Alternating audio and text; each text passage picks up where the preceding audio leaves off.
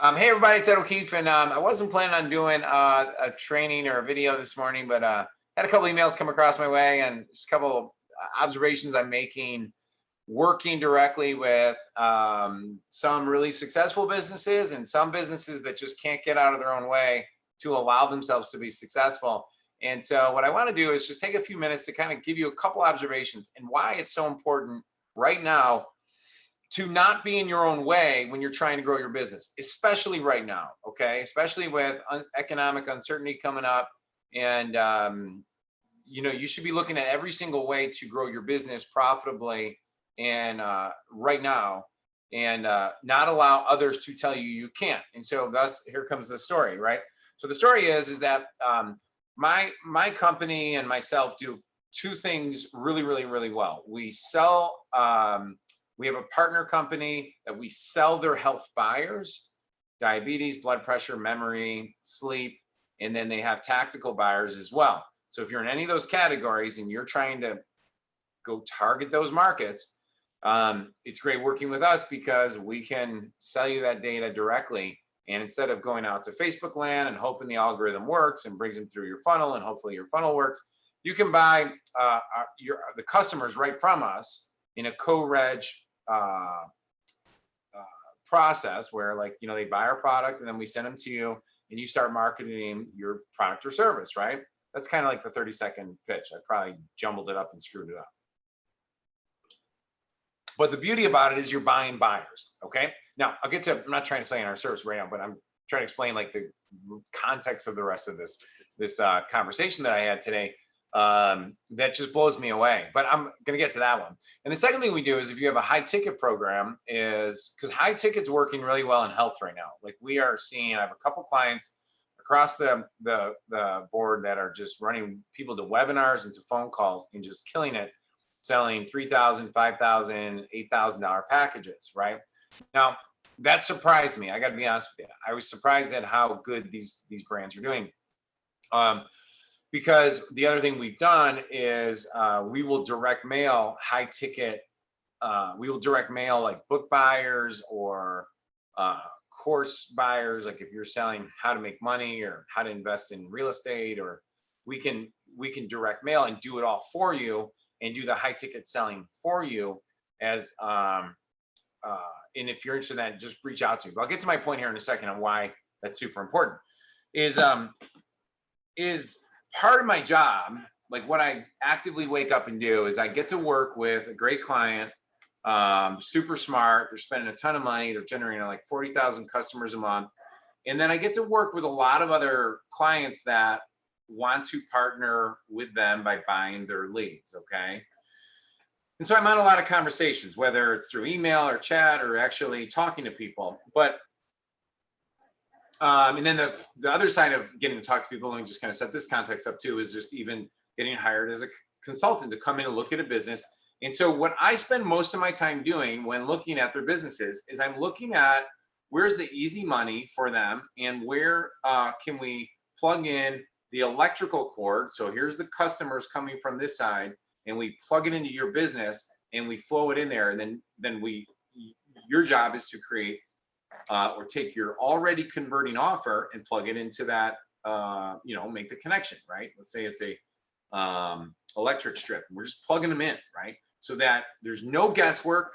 The only guesswork is do we have an offer that's going to work to these people that are already buying diabetes products, okay? And if your niche is memory or weight loss or whatever, it doesn't really matter. The key is you're trying to take already proven offers and plugging them into an already proven traffic source, okay?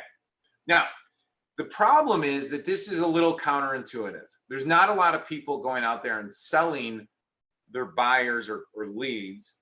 And there's not a lot of people, traditionally you think, okay, I got to go to Google, I got to go to YouTube, I got to go to email drops, I got to go to Facebook, I got to go to native. And all of those channels are good channels, right? Don't get me wrong. But there's a testing phase, the CPMs are rising, blah, blah, blah, okay? So that's why I'm passionate about working with people. On the direct mail side, there's nothing smarter than to direct mail existing customers that have bought your product and sell them something super high ticket, because they've already risen their hand and they've purchased, okay?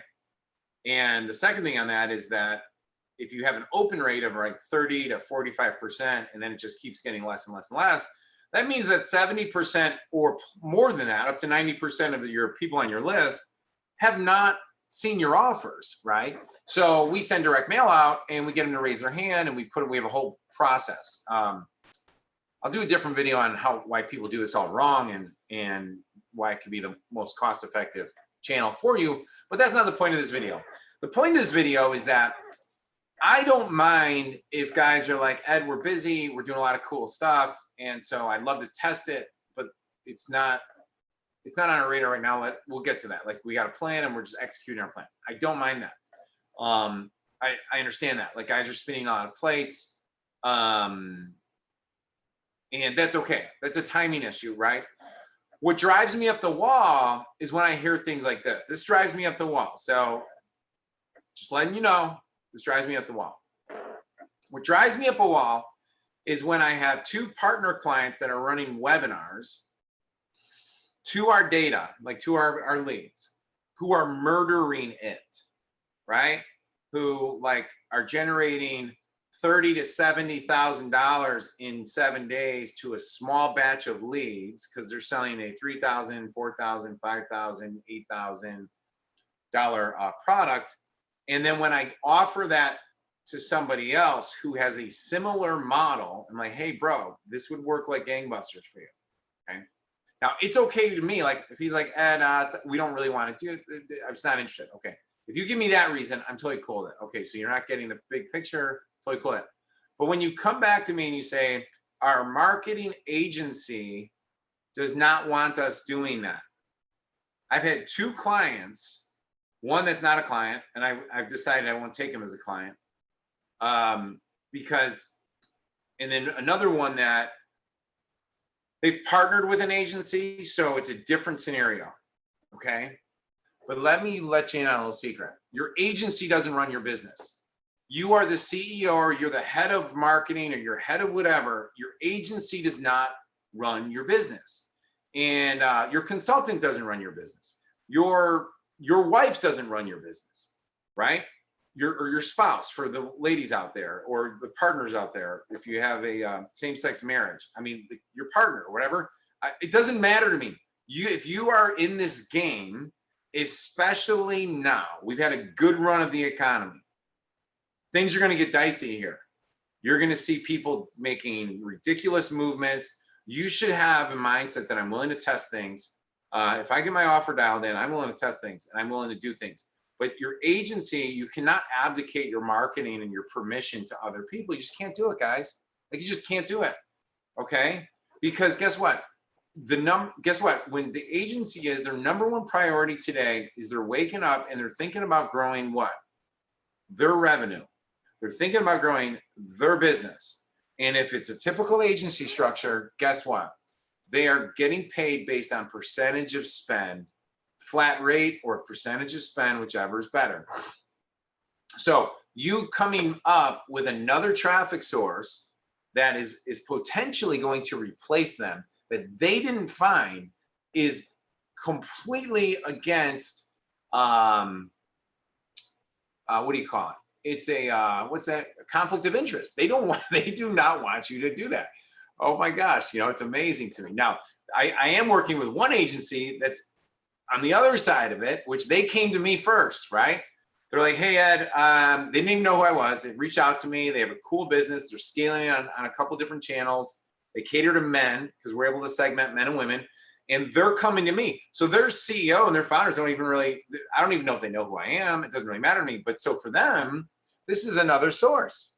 And so they're going to get paid based on results and percentages spent on that. So not all agencies are bad. Like one of my buddies, Eric Carlson, one of the best guys I know, John Belcher, one of the best guys I know. And there's a few others out there. Like I just did a great interview with Kurt Malley. Kurt has a great simple model, which is like, pay me $5K, we spend $5K.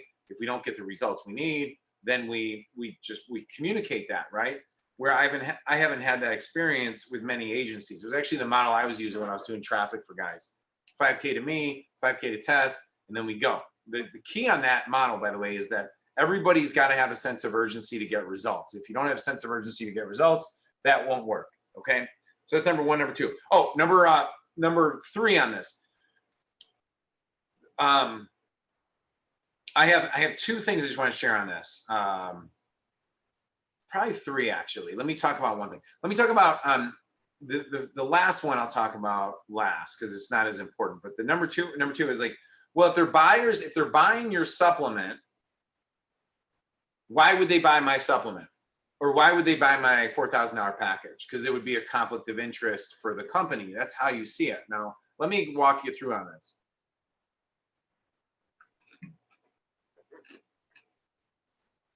What is the average conversion rate? Let's just go through that on traffic or whatever. So let's say we sell 100 books on helping people with memory, right?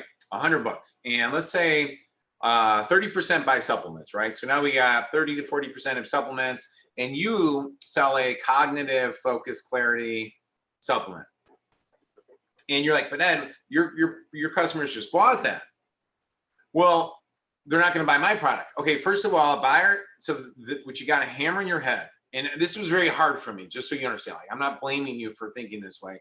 I struggled with this a lot. Somebody who is in buying mode, you absolutely, the best time to sell them is 0 to 30 days of them buying products to solve their issue. I buy like all these like clarity and focus stuff. Like I got Onyx product, I got ProTech Products product. And if I saw something cool like NAD Plus, I buy that. I have two different types of NAD Plus. I don't even know the difference. Like my brain functioning at a high level is like such a top priority for me that I'm a little nutso. I'm a hyperactive buyer, right? It's kind of funny. I'm a hyperactive buyer and I'm buying focus stuff. It's pretty funny. But like the old model, if you keep it super, super simple, is find a really, really hungry market that has money, that is actively spending money to solve their problem, and then put your offer in front of that market. Like if we keep it that simple, that is the solution. Like I have screwed that up so many times by trying to overcomplicate things. We can't do that, Ed, because we're running 47 split test ads to Facebook whose CPMs are rising. So I can't put an email in front of already buying people with the problem who are spending money with my thing. Like, do you see like the just black and white of how obvious this is once I break it down in this way? It took me a half hour to get there, you know. So that's just the simplicity of it. Or sending a direct mail piece directly to somebody who just purchased. Did you know when I was in the direct mail business with Marine D3, and I may jump back into the direct mail business because of this simplicity thought process is like, I mean, I could buy these buyers, like I can get the file of diabetes buyers and I can just send out offers to those people and I don't have to guess anymore. And if it works to them, I can have Susie, who's a project manager, just run that business for me. Okay, that is such simple talk where I've always complicated things. And so what I'm trying to get at with is don't complicate things when you don't need to. So people buy and they're buyers. And what I was getting at was the way people scaled in direct mail, if they had one offer that was killing it, say a probiotic, this is a real true story, they would go out and create a new company under a new brand and create an offer that was very, very similar as the one that was already killing it. And then they would mail to all the same exact lists that the other one was converting to. Because they know the buyers, they know the lists, they know the intent, they know that they're, you know, like they know they're proven. And so they're taking proven offer, proven lists. Let's create another offer that has the same angle or maybe slightly different angle, but same core proposition and go right back to the same people. It's like fishing in the same hole. Like if you were bass fishing and we went off my pier and we knew exactly where the bass were, we wouldn't be like, oh man, we caught so many bass last night. Let's go to the neighbor's pier and go off their thing. No, we would be like, cool, man. Let's throw some corn early. Let's get them chum in the water. Let's go out there. You know, let's go right back to where we were. You do that first because that's where it just makes sense and that's where the bass are at. And you're like, but Ed, we were there last night. They're not going to keep eating worms because gosh, they should know by now that worms have hooks in them, right? Well, No, people with problems buy. So anyhow, that's number like 3 at this point. Number 4 is worrying about the content in the books of what people. So I have another client. He's doing great. He's killing it. And I believe he gets in his way too much. Super amazing guy, great entrepreneur. But well, I don't want to sell our webinar, which they're murdering the web. Like they're just killing it. When they get people on the phone, they go through the webinar because they're solving a really serious problem for people. Is but I want to make sure that we don't if people buy the book, I need to read the book, because if we teach anything that's different in the book, then I don't want to sell to the people who bought the book. And my response was, people don't read the book, right? 90% of people never get past chapter 1 of any books. You guys know that. You probably, I mean, all these books on my shelf here, I just bought those books to look smart on camera. Probably, I mean, I could probably, actually, a lot of these books are some of my favorites, so I still have them, but most books I buy from Amazon, I stick on the shelf. I'm like, man, that was bigger than I thought it would be. But you know what I mean? So you can't get tied up into believing cognitively and logically as to why someone's not going to buy your product, because people don't buy rationally. They buy emotionally. We know that. And a buyer is a buyer. They're looking to solve a problem. And if you can put believability, oh, this is a big one. If you can put believability that what you're offering can solve their problem, it doesn't need to be better than the other thing they bought. Like that's scarcity mindset. Like I got to now compete against that. Unless you're in e-com and you're fighting over price, you know. But if you're selling something that solves a core issue and a core problem in someone's life, you just got to show proof and believability that yours has results, and we'll get them the result. And if you can do that, then you can charge premium prices, even in crazy economic times. It's not that they're gonna not buy, it's that they're gonna buy from less people. Does that make sense? So when inflation keeps going, the economic strains come to where people start buying less, they're still gonna buy on things that are important to them. They're just not gonna buy 6 of them from 6 different vendors. They're just gonna be picking 2. You just got to make sure you're one of those 2, which comes to positioning, copywriting, offer structure, and other things like that. The last one is data sharing. Just so you know, data sharing is completely legal. Like it's not going to hurt your ESP. How you warm it up, it could. Different issue. That's like, you know, legality in terms of service is different than how you mail buyers, okay, or mail leads. Those are 2 different issues. Different topics is really what I should call them. But if the right disclosures are made on the page and you are listed as a marketing partner in the privacy policy in terms of services, there's nothing illegal to what you're doing. One of the biggest questions I get is this going to hurt what we do on Google? No, it has nothing to do with Google. I don't understand what you're talking about. Is it going to hurt our email? It could, if you guys are bad at email, which I have a training with Jeff Radich that is the A-list level training. And I do have a deliverability guy who's happy to do free audits for you. If you want to private message me, I can do an introduction on that. Yeah, so I mean, these are all like my buddy Vinny Fisher always would talk to me. Whenever I would like put myself on the edge, you know, like I'm going to jump off the cliff, like things are so bad, or, oh, the worst case scenario is going to happen. He'd always be like, dude, are you like just making up boogeyman scenarios? And a lot of the times I was, you know, like, well, what's going to happen? You buy 1,000 leads and you get 2 people upset. Oh my gosh, it's going to ruin our reputation. No, come on.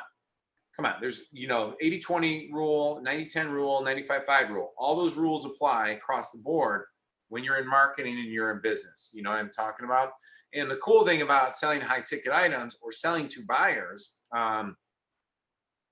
is that you don't need a lot of transactions to recoup your investment. And so like for high ticket, if I'm selling a $2,000, $4,000 item, I need 1 sale out of 1,000 buyers to make money, right? Putting myself in a good position to win the fight. If I'm selling supplements, well, I'm selling to people that are already predisposed to buying. So it's easier like that. Okay. So that's number 1, number 2, number 3, number 4. What else do you want to talk about? Okay. So, I'll tell you the other, like, I'm just trying to run through ahead if there's anything valuable to share with you guys, because I don't want to waste your time. When we do direct mail for people who have high ticket offers, usually here's the structure, right? I'll come in, you've been selling low ticket items. It could be predominantly info products, $197 course, $97 course, even $1,000 course. And one of the things that you want to do is sell more high ticket stuff to your people.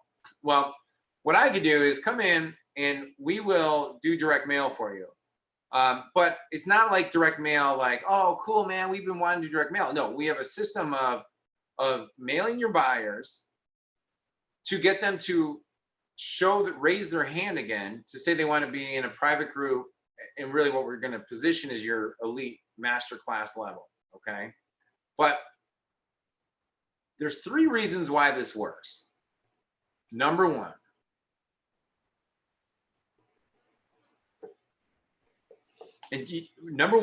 how many of you have gotten a personalized letter in the mail recently from somebody that you love hearing from?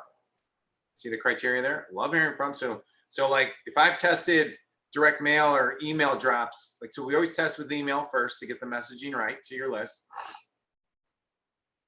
And one of the things I'm doing is I'm trying to see the response that, can we make sales with this number? This number obvious for all of us. Is it worth the size of the opportunity? We're looking at that. Like when we did this with Roland Frazier, this was the big thing with Roland's Epic group. So we direct mail Roland's Epic buyers. People love Roland. That's why it works. They go through his course, they get tons of value, and they love him. So when we direct mail them and then sell them, we qualify them first, and then we help them make a good decision about where they belong in the coaching programs.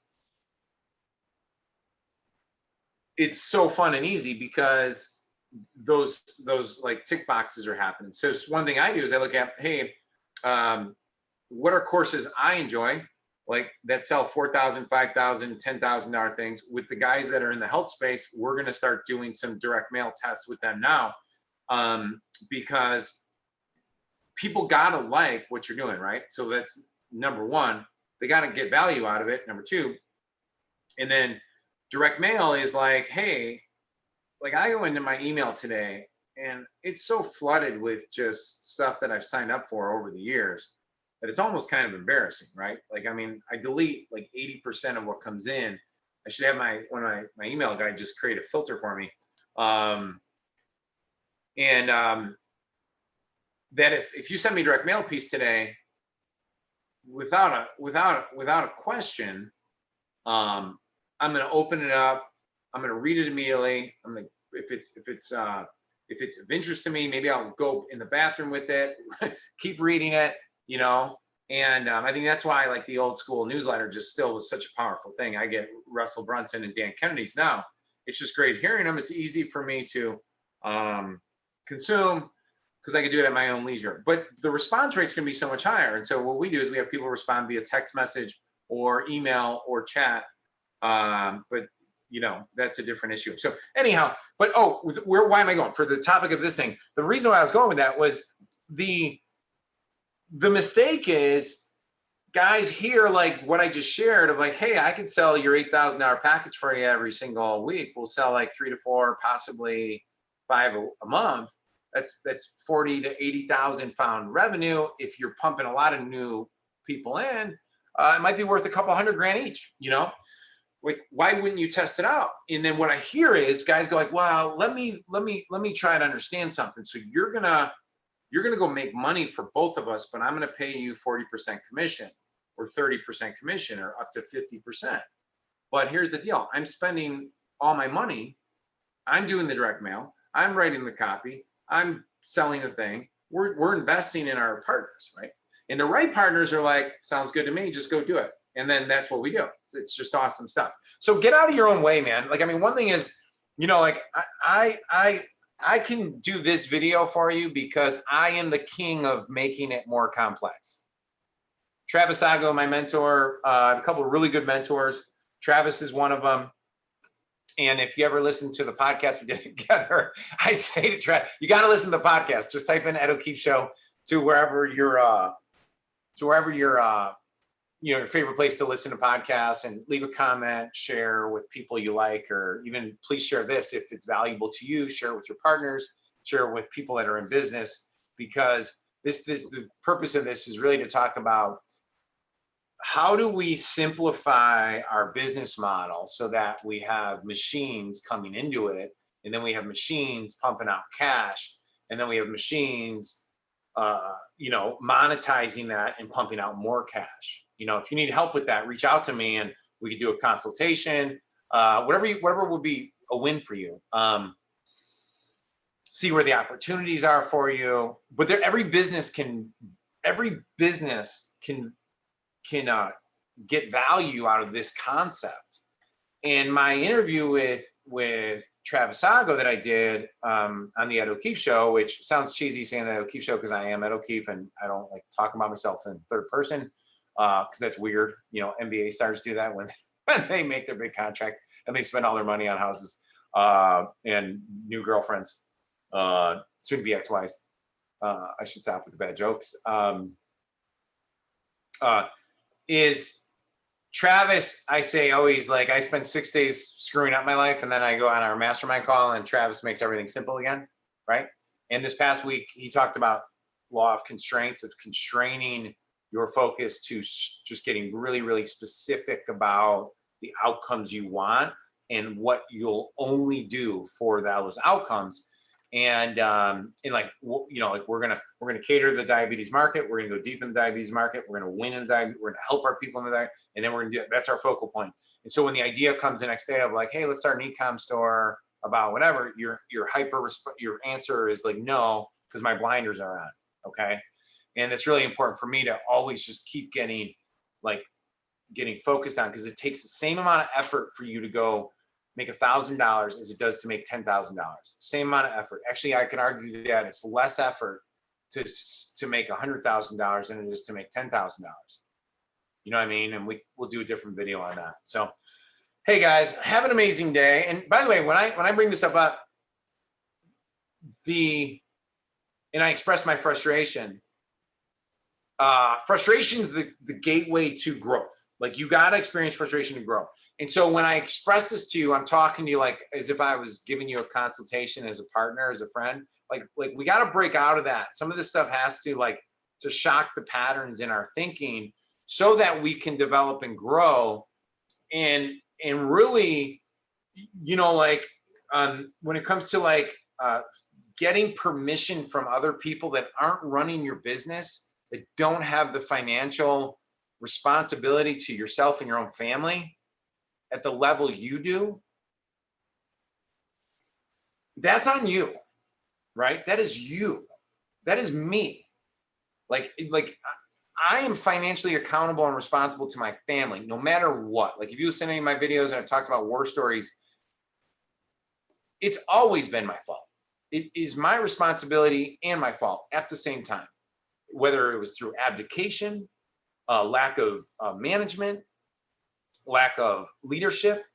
And I mean, now I can improve. I can fire people. I can decide to never work with those types of people ever again. But it always comes back to me. And so when you sit across your table today and you listen to this, or you're driving the car, or you're watching this in our group, just ask yourself, like, am I taking full responsibility for my financial freedom and my marketing and my growth of my company? Some people might have more intellect on certain things. Like my accountant, I work with Fully Accountable, Vinny and Chris. Like, they're my tax advisors, right? But they're also tax advisors. Like, Chris and the team there are tax advisors to other people as well. They do not live my day-to-day life. So if I had an idea of like, hey, my son's doing, this is one of the ideas I brought to them, they were not going to bring it to me because they're not thinking through my filters, and they're more educated than me, right? So I'll give you an example. Like, Michael's my golfer, right? And we buy a lot of golf equipment.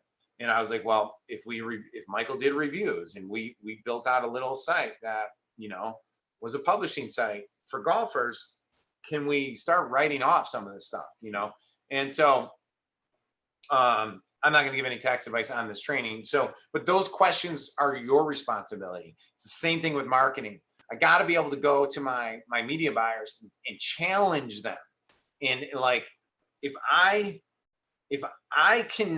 you do not feel 1,000% comfortable going to your media buyers and say, hey, are we spending too much here? Are we doing this? Can we get more creatives on this? Can we, like, if you want to give them the sandbox and let them work it, that's fine. But you got to be able to offer toys to bring in the sandbox. You got to offer different tools that they can use. You got to say, hey, I think we're pointing the ship in this direction and it's attracting the wrong prospects and customers. Should we be like over here just a little bit? Because I noticed a couple of these, like, and especially if we're using algorithms, could be attracting the wrong target market. So anyhow, have an amazing day. Leave me a comment, note, private message me if you want to work together. If you want leads, if you want us to help sell your high ticket stuff on the back end, let me know. If you want to do a consultation where we hang out, I will shave for you, I promise. This was last minute, but I appreciate you. And yeah, get after it. All right, have an amazing day. Thanks, everybody.